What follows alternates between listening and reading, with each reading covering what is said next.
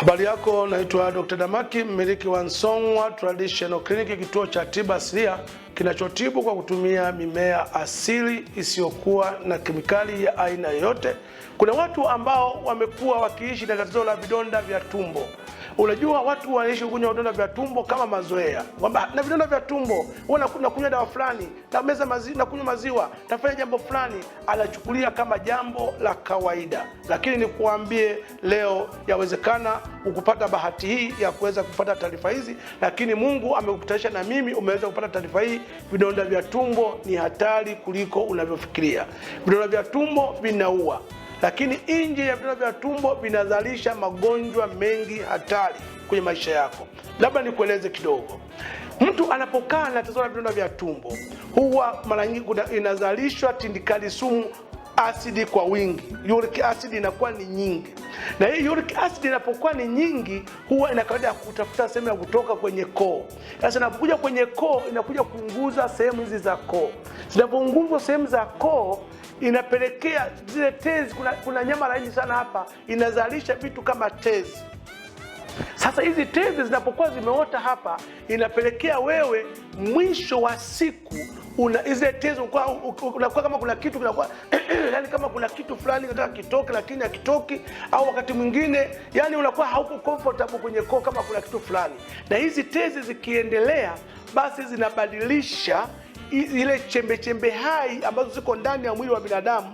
Zile chembe hai zinabadilika, na mwisho wa siku zinazalisha ugonjwa unaitwa saratani ya koo. Saratani ya koo wakati mwingine sio ugonjwa, bali ni chembe hai za mwili zimebadilika tabia na kuwa saratani. Yaani zile chembe za mwili zinabadilika kwenye ile tezi zilizovimba kwa sababu ya kuunguzwa na asidi, inabadilika kuwa saratani ya koo. Kuna watu wanapata kansa ya koo kwa sababu ya kuishi na ugonjwa wa vidonda vya tumbo, au kuwa na tatizo la uric acid gas baada ya kuwa na vidonda vya tumbo. Kwa watu wasichukulie jambo la vidonda vya tumbo kama ugonjwa mdogo.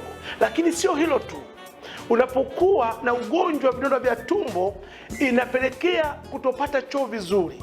Choo kinakuwa kigumu, na choo kinapokuwa kigumu inakupelekea unapata ugonjwa wa bawasiri. Bawasiri ni ile hali ya kutoka na uvimbe au kinyama sehemu ya haja kubwa, ambao wakati mwingine kinyama kinatoka au kinarudi, au mwingine kinatoka nje ya mzunguko wa haja kubwa. Na ugonjwa wa bawasiri baadaye inakusababishia unapata ugonjwa wa saratani ya utumbo. Unaona ugonjwa wa vidonda vya tumbo ulivyo hatari. Ukipanda juu unapata kansa ya koo, ukishuka chini unapata saratani, kansa ya utumbo.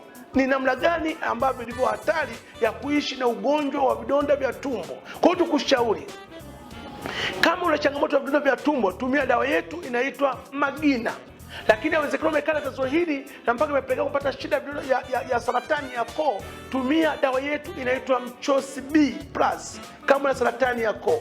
Lakini inawezekana umekana ugonjwa huu, imefika hatua umepata mpaka bawasiri kama nilivyokueleza, kutoka na uvimbe kinyama sehemu ya haja kubwa, tumia dawa yetu Ngumbo Plus. Kuna Ngumbo na Ngumbo Plus kutokana na stage ya tatizo. Kwa hiyo hata hii mchosi, kuna mchosi na Mchosi B Plus. Maana yake kwamba hata hii saratani ina stage tofauti. Kuna stage ya kwanza, stage ya pili na final stage. Kwa hiyo inawezekana una stage ya kwanza, stage ya pili, zote utasaidika. Kwa hiyo tuna Mchosi B, tuna Mchosi Plus, lakini tuna Ngumbo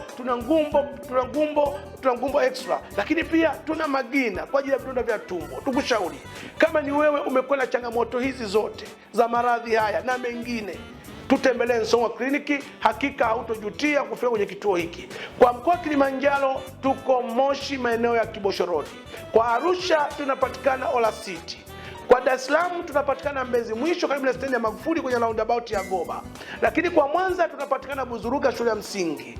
Lakini kwa Simiyu tunapatikana Maswa Mnadani B kwa Mama Alfonsi. Lakini kwa Shinyanga tunapatikana maeneo ya Kahama mjini. Dodoma mjini tupo, Morogoro mjini tupo, Mbeya Nzove tupo, lakini pia Iringa Songea tupo. Tukushauri utembelee vituo hivi au utojutia.